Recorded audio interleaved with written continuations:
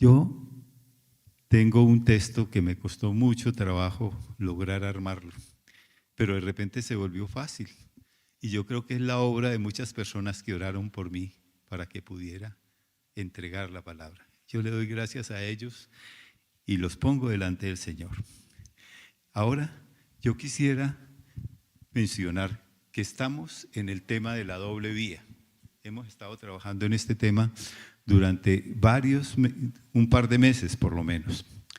Ahora bien, ¿qué es lo que significa en últimas doble vía? Entonces la primera cosa que me ocurre a mí es que eso es como una señal de tráfico, ¿no? Y cuando pienso en eso como una señal de tráfico, pienso en una carretera. Y recuerdo las veces que he viajado con mi esposa a ir al Quindío. Cuando vamos al Quindío hay una parte donde no hay doble carril, sino que la carretera se vuelve una sola y tenemos que ir a través en ese carril. Uno va al carril que va, digamos, por ejemplo, de Ibagué a Cajamarca, y otro el carril que regresa de Cajamarca, pero es la misma vía. Entonces uno va manejando, pero tiene que tener mucho cuidado. Hay curvas muy estrechas y hay camiones de esas tractomulas gigantescas que se devuelven.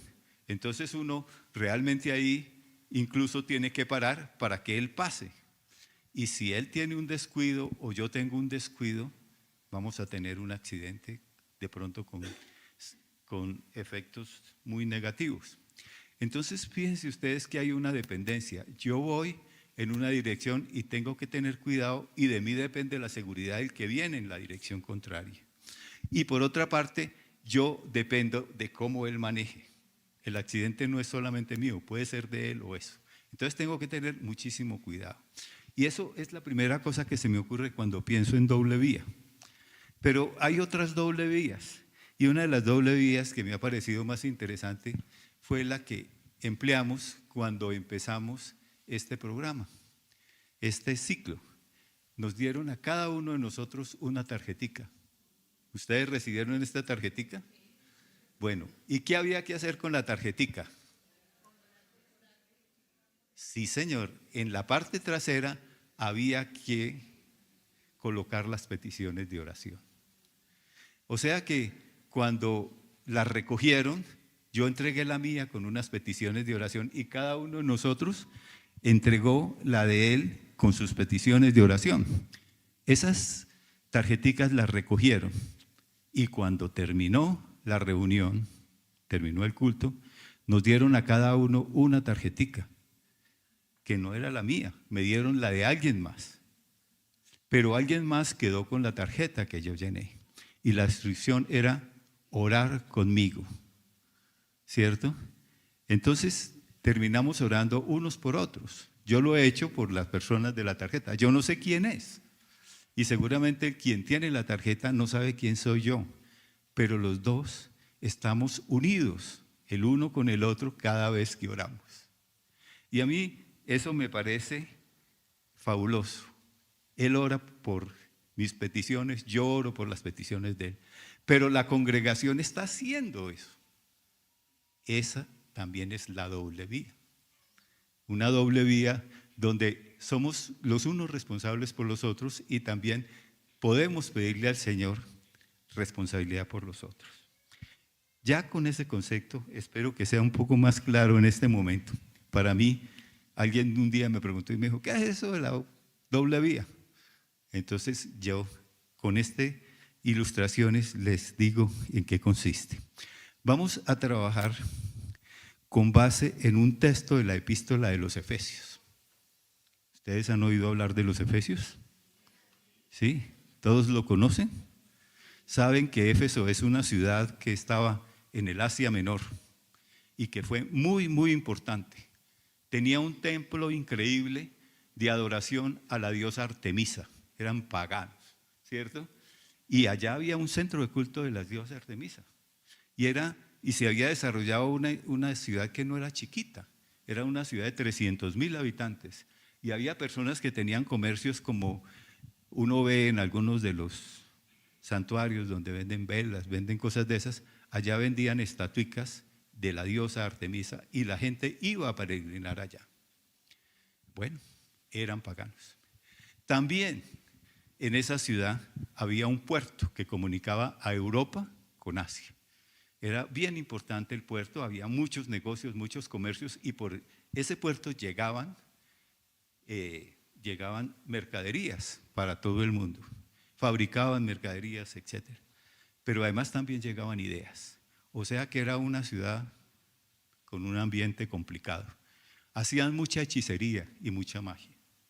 En ese contexto se creó una iglesita. Y esa iglesita se fue volviendo fuerte. Llegó a ser tan fuerte que atacó el tema de la hechicería y hizo que mucha gente quemara los libros de hechicería que tenía. Fíjense ustedes, eso valió un jurgo de plata lo que se quemó, pero se quemó a instancias de la iglesia. Eso nos muestra el poder del Señor manifestado a través de la iglesia. Y también el incremento y la fortaleza de la iglesia hizo que la gente comprara menos las estatuicas de la diosa Artemisa que vendía. Y entonces esas personas se sintieron afectados y terminaron denunciando y buscándole la manera de acabar con Pablo y con la iglesia. Pablo vivió allá 3 años y a los 3 años tuvo que salir, efectivamente. Él es la persona que escribió esta carta. Y esa carta la escribió desde la cárcel. Entonces ustedes se pueden imaginar una persona que pastoreó durante 3 años una iglesia y después terminó en la cárcel y entonces le escribe a esa iglesia. Esa carta es una carta maravillosa porque tiene 6 capítulos. Los 3 primeros capítulos están enfocados en aspectos teológicos, en lo que el Señor vino a hacer, en el poder de Dios, en toda esa serie de cosas. Y no se queda en la teoría, sino que los últimos 3 capítulos se enfoca en las consecuencias prácticas de lo que enseñó en los 3 primeros capítulos. Entonces, lo que nosotros vamos a examinar y lo que nosotros queremos estudiar es lo que tiene que ver con la doble vía y lo que tiene que ver con las consecuencias prácticas del propósito de Dios. Entonces vamos a leer el texto base.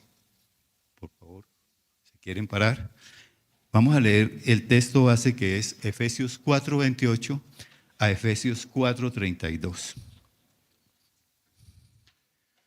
Lo podemos hacer juntos. Yo tengo, esta es versión Reina Latinoamericana. Dice Efesios 4:28, el que roba, no robe más, sino más bien que trabaje, haciendo con sus manos lo que es bueno, a fin de que tenga que compartir con el que tiene necesidad. Ahí hay un primer rompimiento interesante. Efesios 4:29, no salga de las bocas de ustedes ninguna palabra mala, sino solo la que sea buena para edificación, según las necesidades del momento, para que imparta gracia a los que escuchan. Efesios 4:30, no entristezcan al Espíritu Santo de Dios, por el cual fueron sellados para el día de la redención. Efesios 4:31, sea quitada de ustedes toda amargura, enojo, ira, gritos, insultos, así como toda malicia. Efesios 4:32, sean más bien amables unos con otros, misericordiosos, perdonándose unos a otros, así como también Dios los perdonó en Cristo. Ese es el texto que vamos a trabajar hoy, pero creo que tenemos que hacer una primera aclaración. ¿Qué implica cuando uno acepta al Señor? Uno es una persona que se podría describir como el hombre viejo, el hombre que tiene todos los problemas del mundo, que está viviendo bajo la potestad del príncipe de este reino, viviendo común y corriente. Pero cuando nosotros aceptamos al Señor, no solamente lo aceptamos a Él, lo aceptamos como Señor. Y eso implica que nosotros tenemos que dejar de ser el hombre viejo. Vamos a ser hombres nuevos. Cada uno de nosotros está en un proceso de transformación que nos hace hombres nuevos. ¿Y cómo se hace eso? Es lindo. En este mismo capítulo de Efesios hay una metáfora linda, una metáfora de confección. Entonces dice el texto que debemos despojarnos del hombre viejo, como si tuviéramos puesta una ropa y tuviéramos el hábito, no hacia el monje, pero tuviéramos un vestido viejo, si ustedes quieren mirarlo así. Y debemos despojarnos del hombre viejo, que tiene una mente corrompida, y debemos renovarnos en el espíritu de la mente. Cuando nos renovamos en el espíritu de la mente alguien me preguntaba hace poco, ¿y uno cómo cambia? Pues la única manera de que uno puede cambiar es cambiando su mente, cambiando su manera de ver las cosas, ¿sí? Si el tipo es muy agresivo y sigue queriendo ser agresivo, pues hay un problema. Él necesita resolver por qué él es agresivo antes de poder cambiar esa actitud. Y nos tenemos entonces que vestir de un hombre nuevo que fue creado en la semejanza de Dios en justicia y santidad, como cantábamos en el primer himno. Pero bien, eso lo mira uno desde el lado individual y muchas veces uno hace la lucha solo. Uno dice, voy a cambiar, voy a hacer eso. Yo fumaba y luchaba mucho por dejar de fumar. Finalmente dejé de fumar gracias a alguien que me enseñó algo, pero eso no viene al caso ahora. Pero lo que quiero decirles es que cuando yo cambio, eso afecta a las personas que están en mi entorno, ¿sí? Es decir, el hecho de cambiar beneficia a los demás. El hecho de cambiar es como si yo tuviera cuidado en la carretera, ¿sí? Antes no me importaba, iba a 1000. Cuando veníamos para acá pasó un tipo zigzagueando por la autopista que uno decía, este tipo se va a estrellar. Pero la mayor parte de la gente iba en el camino teniendo el cuidado correcto. Ahora bien, este cambio afecta a los demás. O sea que de repente la relación matrimonial cambia, porque el señor que tenía unas ideas, que la señora que tenía una idea, de pronto encontraron cómo cambiar eso y encontrar puntos de compatibilidad. No dejaron de ser cada uno una persona independiente, no dejaron de ser una persona que se realiza. Y sin embargo, el hecho de que reconozcan al Señor Jesús como dueño de sus vidas, les ayuda. A nosotros, a mi esposa y a mí, nos ha ayudado eso mucho en nuestra relación matrimonial y nos ha permitido tenerlo. Ayer estaba en una reunión, perdónenme que les cuente eso, y me encontré con un par de compañeros de universidad. Imagínense, yo salí en el año 69, ¿sí? Y entonces estuvimos conversando y uno de ellos me dijo, yo me acabo de separar de mi esposa. Y el otro dijo, yo también. Y yo ni me imagino separándome de mi mujer. Dios mío, esa mujer me embrujó, como dicen los discos. Bueno, permítanme entonces ilustrar el tema del cambio con una historia que me impactó muchísimo. Un hombre que vivía en un estado islámico, donde uno, para ser ciudadano, tiene que ser maometano, pues, ¿sí? Ese hombre recibió al Señor, reconoció que Jesús era el Señor de la vida. Él estaba casado, entonces eso le generó un problema en su casa, su mujer prácticamente lo echó. Su familia no lo quería, nadie lo quería, ni el Estado lo quería. Ahora bien, ¿qué pasó con el hombre? El hombre fue conociendo al Señor y fue cambiando. Y la esposa advirtió el cambio que el hombre tenía. Lo volvió a recibir y en un proceso que no duró un día, pero en un proceso ella llegó a recibir al Señor. Ella se convirtió al Señor y los dos fueron cristianos y los dos fueron rechazados por la sociedad, ¿cierto? Pero entonces fíjense ustedes cómo un cambio, ese hombre nuevo, cómo puede llevar a que otras personas reciban al Señor y sean mujeres nuevas y se creen unas nuevas relaciones. Y eso en alguna medida nos pasa a todos nosotros, ¿cierto? En la medida en que nosotros estamos convencidos y hacemos eso, vamos a terminar. Fíjense ustedes que ahí hay un efecto de doble línea, de doble vía. Es difícil pensar, pero es importantísimo que cada uno de nosotros sepas que ese cambio es un cambio que se opera por el Señor, a través del Señor y con la fuerza del Señor. Pero no es un cambio donde nosotros simplemente nos sentamos y esperamos a que el Señor nos cambie. No se trata, nuestras relaciones con el Señor y nuestra vida como hombres es una actividad dinámica donde tenemos que cambiar en cada momento. Entonces vamos a mirar el versículo 4:28. Dice así: el que roba, no robe más, sino más bien que trabaje haciendo con sus manos lo que es bueno, a fin de que tenga que compartir con el que tiene necesidad. Es muy interesante, porque aquí estamos viendo algo de tipo práctico, algo que uno debería colocar casi que en las aplicaciones. Pero esta es la parte de la Biblia, de la carta a los Efesios, que es la parte práctica. El hecho del poder de Dios, del conocimiento de Dios, de cómo Dios quiere realizar su propósito en Cristo, se manifiesta en su iglesia, se manifiesta a través de su iglesia.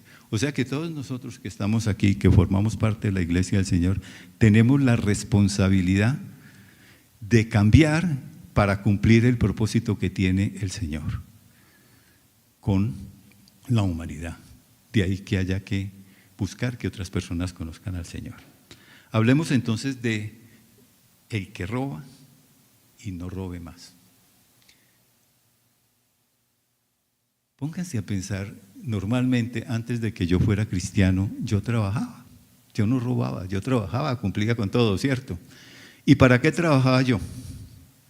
Bueno, para llevar el mercado a la casa, para mi hija, para las cositas que yo quería, para viajar y toda esa serie de cosas. Fíjense ustedes que si uno mira bien, todo el deseo de trabajar que yo tenía se centraba en darme satisfacción a mí mismo, ¿cierto? Trabajaba para mí, no trabajaba en doble vía. Pero ¿qué me dice el texto del versículo? Me dice dos cosas más. Sino más bien haciendo con su mano lo que es bueno. Pienso en los sicarios que hubo en la época de Pablo Escobar en Medellín, que iban a la iglesia a que les permitieran cometer el atentado y tener éxito.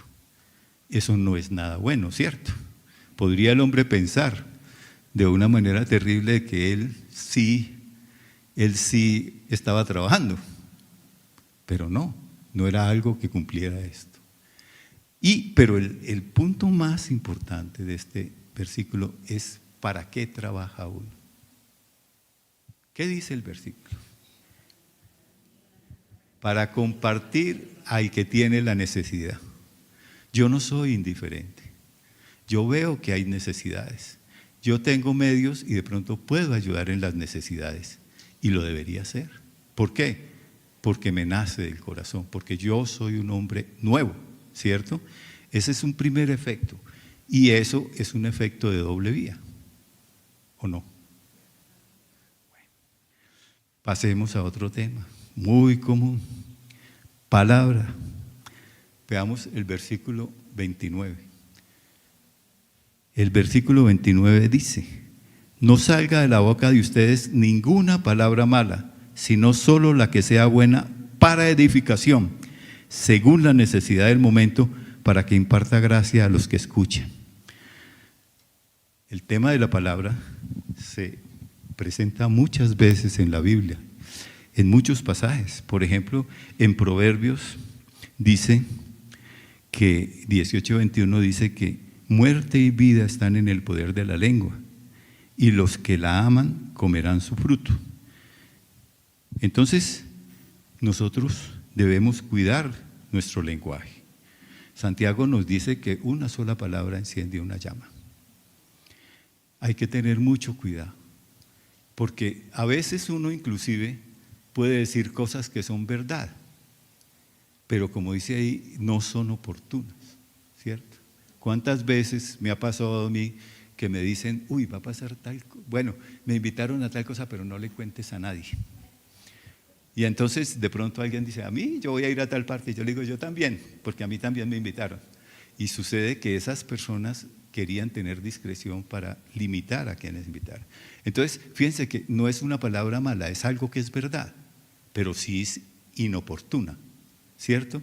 Entonces, muchas veces nosotros hablamos de más y decimos cosas que no debía hacer. Entonces, hay que tener mucho cuidado con el lenguaje. Hay que hablar con sabiduría. Las personas le dicen, mira, ¿qué opinas tú de tal cosa que dice fulanito de tal? Y ese tipo no sabe de lo que está hablando, etcétera, ¿cierto? Eso no es amable realmente. Pero una palabra dicha con sabiduría es una palabra que permite que la gente crezca, ¿cierto? ¿Cuántas veces se ha sentado usted a hablar con alguien que está viviendo una situación desesperada y lo ha podido consolar? Eso es realmente impartir gracia para esa persona. Pero hay que tener que la palabra sea buena para edificación. Tantas palabras que se dicen que no sirven para nada, sino que más bien son como tema de maldición. Pero lo que usted entrega es también algo de doble vía. Es algo que usted da y produce un efecto en la otra persona que es favorable. Y lo que esa persona le dice a uno, le da un efecto. En mi trabajo que tuve durante muchos años, era muy interesante ver cómo cuando interactuábamos con los estudiantes y yo aportaba algo, muchas veces los estudiantes también aportaban algo para mí. Ahora que me siento yo a oír una prédica del pastor, yo recibo algo de él y puedo aportar algo para la comunidad, ¿cierto? Porque es que fíjense ustedes, el hecho de que yo tenga la tarjetica y ore por esa persona, es la comunidad a través de otra persona que está orando por mis peticiones, ¿cierto? Entonces no implica un beneficio directo para uno. Ahora, realmente el manejo de la lengua es una cosa bien complicada. Yo no sé si a ustedes les pasa, pero a mí me pasa eso, es decir, vivo metiendo las patas muy seguido. Perdóneme la expresión. Entonces, yo necesito que alguien me ayude a no meter las patas. Mi mujer hace todo eso muchas veces, tanto que mi mamá decía que era el Espíritu Santo mío. Entonces, gracias a Dios me la dio. Bueno, ahora vamos a lo siguiente, necesitamos el Espíritu Santo. Entonces aquí hay una advertencia también, en el versículo número 30. Dice, no entristezcan al Espíritu Santo de Dios, por el cual fueron sellados para el día de la redención. Es interesante ver al Espíritu Santo. ¿De dónde viene el Espíritu Santo? ¿Por qué terminamos con el Espíritu Santo nosotros? ¿Alguien me lo puede decir? ¿Ah? Sucede que el Señor Jesús, cuando estaba próximo a partir, les dijo a sus discípulos que Él se iba, ¿cierto? Y obviamente los discípulos, pues como cuando se despide una persona que uno aprecia mucho, hicieron cara larga, ellos no querían que se fuera. Entonces Él les dijo, mire, ustedes necesitan que yo me vaya para que llegue el Espíritu. ¿Y por qué ellos necesitaban al Espíritu? Eso también lo dice la palabra. Él les dijo que el Espíritu Santo les enseñaría todas las cosas y les recordarían lo que Él les había dicho. O sea que el Espíritu Santo nos enseña cosas y nos recuerda lo que el Señor Jesús nos enseñó. Ese es un punto importante. Pero también hay otro punto con respecto al Espíritu Santo que está en el Efesios capítulo 1, versículos 13 al 14. En él también ustedes, después de escuchar el Evangelio de la verdad, el Evangelio de su salvación, y habiendo creído, fueron sellados con el Espíritu Santo de la promesa, que nos es dado como garantía de nuestra herencia, con miras a la redención de la posesión adquirida de Dios para la alabanza de su gloria. Entonces, uno tiene en el Espíritu Santo, el día que lleguemos a responder fila allá en la iglesia, allá en el cielo, van a mirar el Espíritu que nosotros tenemos, nuestro Espíritu Santo. Y Él va a dar fe que este caballero creyó en el Señor Jesús. Entonces es bien importante. Ahora, ¿cómo entristece uno al Espíritu Santo? El Espíritu Santo quiere que nosotros sigamos lo que el Señor nos enseñó. En la medida en que nosotros nos olvidemos y nos peguemos otra vez del mundo y volvamos atrás, el Espíritu Santo se va a poner muy triste. Inclusive, en un texto de Tesalonicenses dice, no apague el Espíritu Santo, porque es que uno de pronto dice, oiga, no, yo voy a echarme esta fidiástica y mañana vuelvo otra vez a ser santo, ¿cierto? Entonces, pero lo hacemos, ¿no? Eso no está bien. Ahora, siendo así que tenemos un recurso, un asesor tan increíble, alguien que nos ayuda a andar en nuestra calidad de hombre nuevo, alguien que nos permite ayudar a cambiar y vivir con ese cambio, nosotros tenemos que superar algunos obstáculos. Es curioso, dice Efesios 4:31, sea quitada de ustedes toda amargura, enojo, ira, gritos, insultos, así como toda malicia. Bueno, ¿tiene usted algún motivo de amargura? ¿Tiene usted algún motivo de amargura? Bueno, pues tiene un problema grave. Tiene un problema muy grave. Les voy a decir por qué.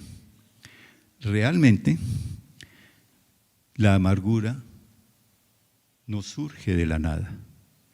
Sus raíces se encuentran en heridas profundas, injusticias sufridas, decepciones y traumas no procesados. Es un sentimiento que se alimenta de la falta de perdón, del resentimiento hacia otros y de la incapacidad de dejar ir el dolor pasado. Hebreos 12:15 dice, mirad bien, no sea que alguno deje de alcanzar la gracia de Dios, que brotando alguna raíz de amargura os estorbe y por ella muchos sean contaminados. Esta cita revela la naturaleza contagiosa y destructiva de la amargura, capaz de afectar no solo al individuo, sino también a su entorno.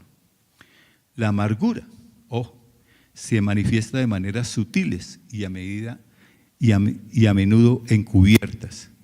Pueden presentarse como un resentimiento constante, una actitud crítica hacia los demás, una tendencia a la queja incesante.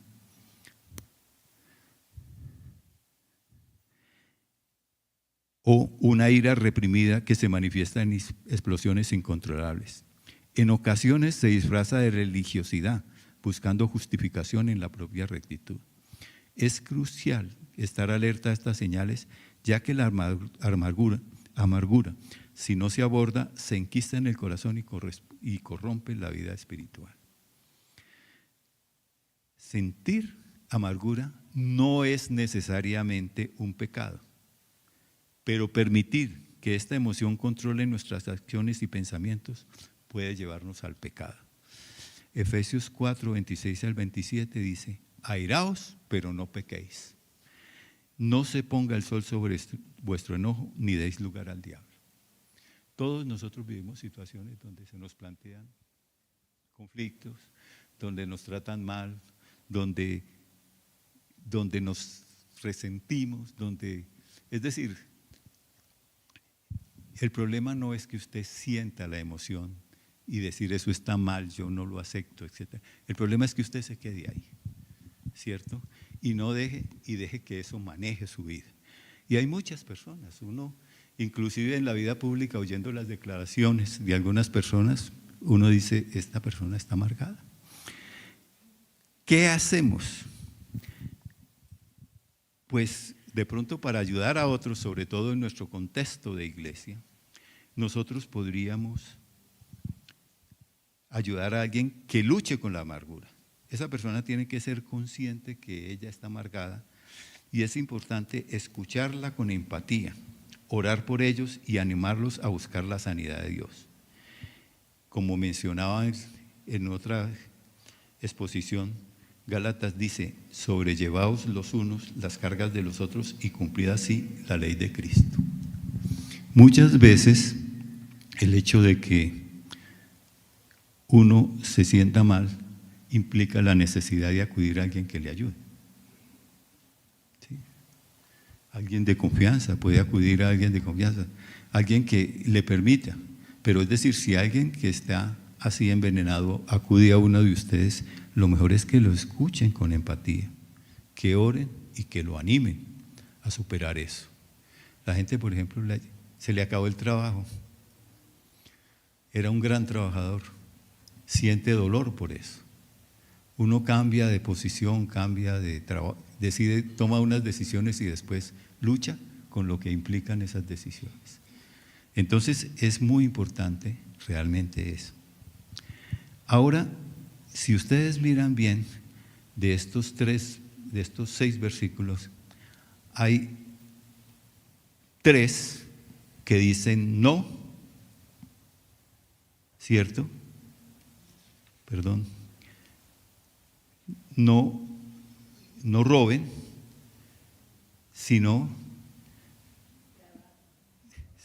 más bien que trabaje. Entonces se presenta como ese dualismo: no robe, sino que trabaje. No salga de la boca ninguna, sino solo la que sea buena. El otro dice: apaguemos el Espíritu Santo. No lo apague. No entristezca al Espíritu Santo. Y este dice: sea quitada de ustedes toda amargura.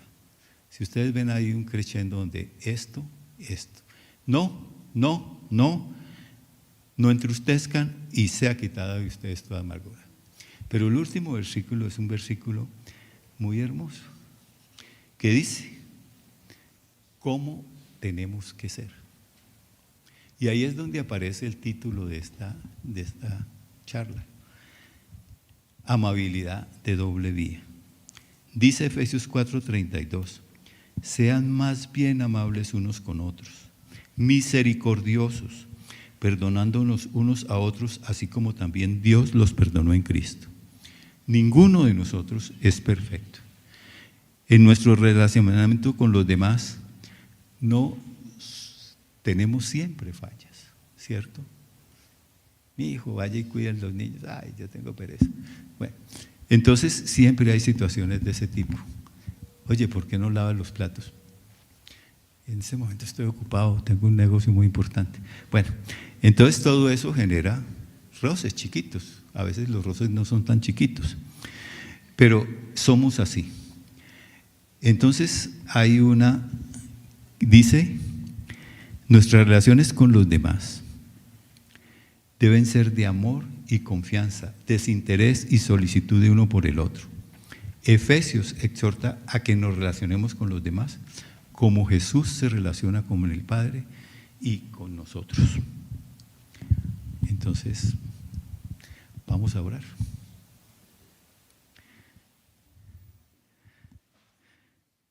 Señor, te doy gracias por lo que tú nos enseñas. Te doy gracias, Señor, porque soy un hombre nuevo. Te doy gracias, Señor, porque tú me vas a ayudar a superar todas estas situaciones y mis hermanos me van a acompañar y me van a sostener en este proceso de llegar a ser de la estatura tuya, Señor, que aún el mismo Pablo reconocía que no había alcanzado y que nosotros estamos tratando de alcanzar. Pero no es en nuestras fuerzas que lo vamos a lograr, sino es con la ayuda, con nuestra buena voluntad y la ayuda del Espíritu Santo. Que nuestra vida, Señor, realmente refleje tu vida, que realmente lleguemos a ser como tú. Bendito sea, Señor. Yo te pido esto para mis hermanos y te doy gracias por ellos porque están aquí para ayudarme. Y te pido que me ayudes a ayudarlos a ellos también. En nombre de tu Hijo, que murió en la cruz, que nos dio ejemplo en esta vida de cómo vivirla, te doy las gracias y te pido que nos concedas estas peticiones. Amén. Muy bien. Hay una lista de aplicaciones que piensa cómo puedes dar y no cómo puedes recibir, por ejemplo. Hay una segunda lista. Ten cuidado de cómo hablas y de lo que dices. Rechaza las falsas actitudes y desarrolla una actitud compasiva y misericordiosa hacia los demás. Practica con diligencia la sinceridad y la veracidad en todas tus relaciones. Enfréntate a la ira con rapidez, no permitiendo que influya en tu manera de tratar a los demás. Son unas pocas. Si ustedes miran el texto, de pronto pueden encontrar más. Bueno, muchísimas gracias por escucharme. Okay.